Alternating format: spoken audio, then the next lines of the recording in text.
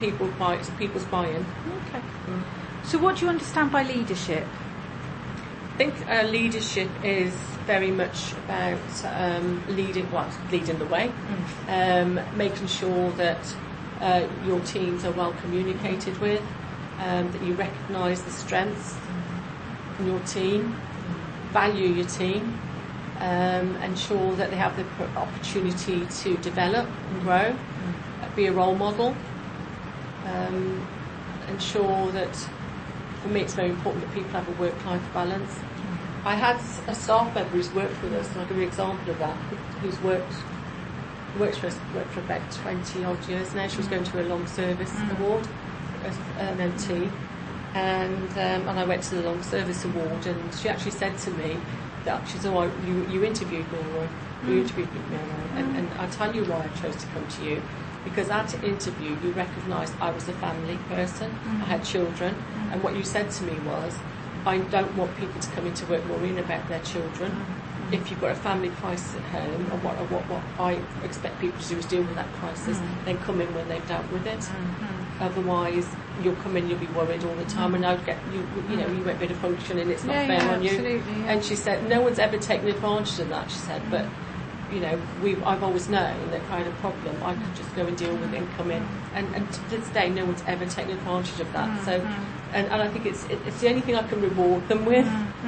That sort of flexibility, lots of that flexibility, and of course our agile working now allows a lot more of that. But it's actually valuing your staff, because if you value and respect the staff team, you'll get a lot more from them.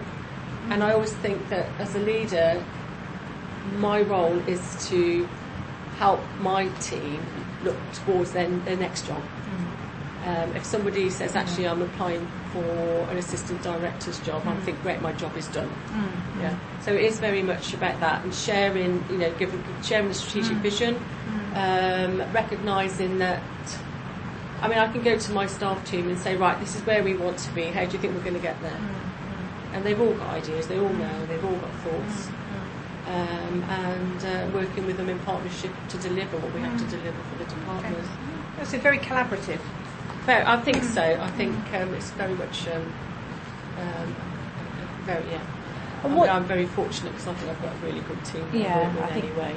But then it's mutual, isn't it? And I always say to them, appraisal, is there anything else I could have done to help you? Get some feedback from me.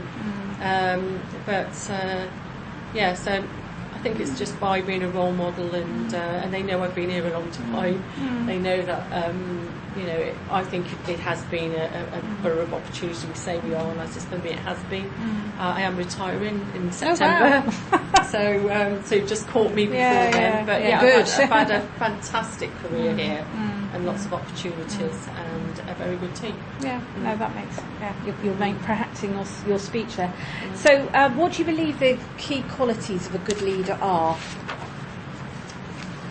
Qualities of a good leader, I think you've got to be a good listener. I think you've got to be very observant. Listener. I think you've got to, all the things I said before, you've got to ensure that the people that work with you are valued. I think also it's knowing your community,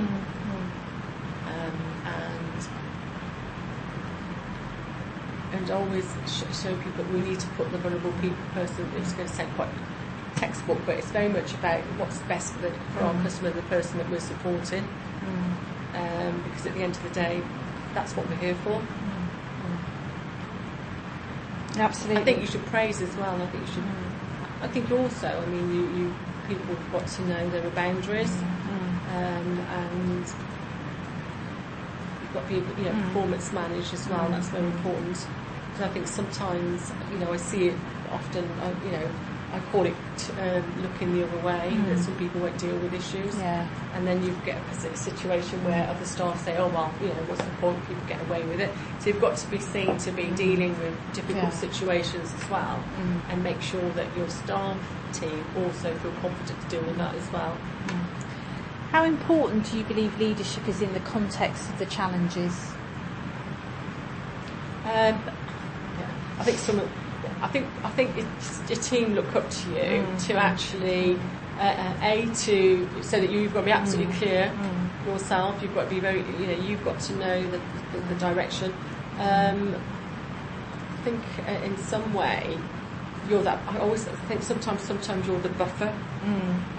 Because I think sometimes you want to protect your staff team and you become that buffer. So, like for example, if we get any members' inquiries, I take all of them and I deal with some of the most difficult challenges. Because at the end of the day, we're actually asking, with our financial challenges, we're asking our staff to work in a different way. We're asking our staff teams to look at different ways of delivering services, and that's not well received sometimes by some of the difficult perhaps family members that we have out in the community. So, so the fact that I could say, well, actually, I will meet with them and I will deal with that so that you can get on with the day job. Yeah. And also, it's a bit like, I think a leader is a bit like an orchestra, because you've got to be, you've got to see what's gone on over there. And they're a bit like juggling. And, absolutely. But you've got to be able to orchestrate the delivery of what's required by the council itself. Yeah. So the only way to do that is to know your staff team, know their strengths, know where they might need some more support, and work with that. Really, and help with their development. So you've got sort of your national leadership and your local leadership. Which do you believe is more significant in driving change? Local, very much so, because there's more trust with local leadership, I think.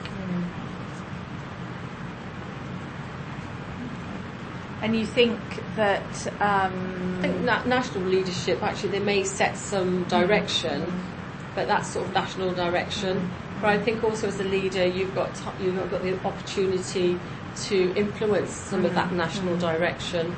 I've been working with NHS England on the integrated care, what that looks like locally, what that looks like nationally, and there's a document about to come out. So I've been part of the workshop looking at prevention and early intervention. So the document's about to come out? I think I'm going to be sent something in the next month to have a look at, edit. Oh, I'll have to wait a while then before I see that one. So I think if you can influence, if you're prepared to be part of a national working group or an opportunity, you can also influence it nationally, but also you can bring that back into the local. Yeah, absolutely. Yeah. And you talked about the importance of the staff team there. So there's sort of leadership at every level, isn't there? Yes. So how important is the balance between top down and bottom up, do you think? Well, I've recently had to complete a workforce, not a workforce spreadsheet, but a workforce over the next so many years, and it took me about several hours to do it, which I did tell HR. I didn't tell them it was going to take me several hours. But I very much focused on, you can't just focus on heads of service. You've got, and because we are changing the way that we're working, everybody has to upskill. Yeah. And that means upskilling it right down to the frontline staff. Frontline staff is culture change about the way we're delivering our services. To enable that culture change to happen, you've got to have the supervisors trained in a way to be able to be the sort of the champions, to coach, to mentor the staff. You've got supervisors, you've got your senior practitioners, then you've got assistant team managers. They all need a level of upskilling, and that's very much about leadership and being able to drive people towards the council's vision really, and what we need to deliver. You need to focus on every level because I see that we've a lot more self-service, help yourself. So it heads. So it's not just assistant directors, all the team.